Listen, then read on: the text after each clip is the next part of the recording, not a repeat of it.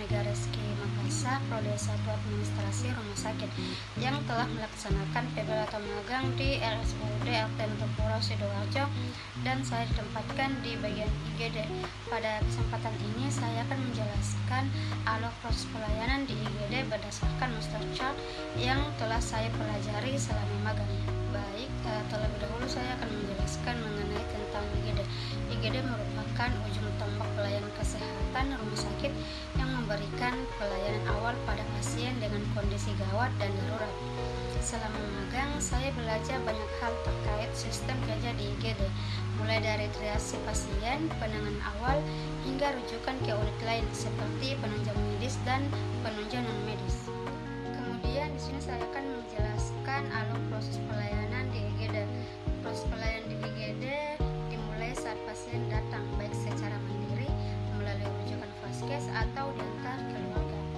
Setelah itu, pasien akan menjalani proses triase, yaitu pengklasifikasian tingkat kegawat daruratan berdasarkan level emergensinya. Kemudian hasil triase akan menentukan zona penanganan pasien, yaitu zona merah untuk pasien dengan kondisi gawat darurat yang mengancam nyawa, perlu penanganan segera. Zona kuning pasien dengan kondisi stabil namun tetap perlu evaluasi cepat. Dan terakhir itu zona hijau pasien dengan kondisi ringan dan tidak mendesak. Tujuan triase ini adalah untuk memastikan bahwa pasien paling kritis ditangani terlebih dahulu. Kemudian keluarga pasien melakukan pendaftaran administrasi ke bagian front office IGD untuk menginput data administrasi ke sistem rumah sakit. Setelah triase, pasien akan langsung masuk ke tahap pemeriksaan tindakan medis atau asesmen oleh dokter jaga IGD.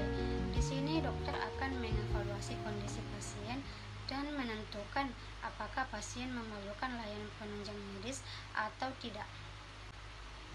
Jika pasien membutuhkan pemeriksaan lanjutan, maka pasien akan dirujuk ke bagian penunjang medis seperti laboratorium atau radiologi.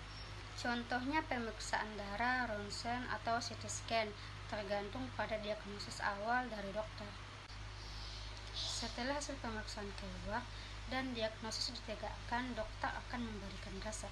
Resep ini akan diproses oleh farmasi IGD.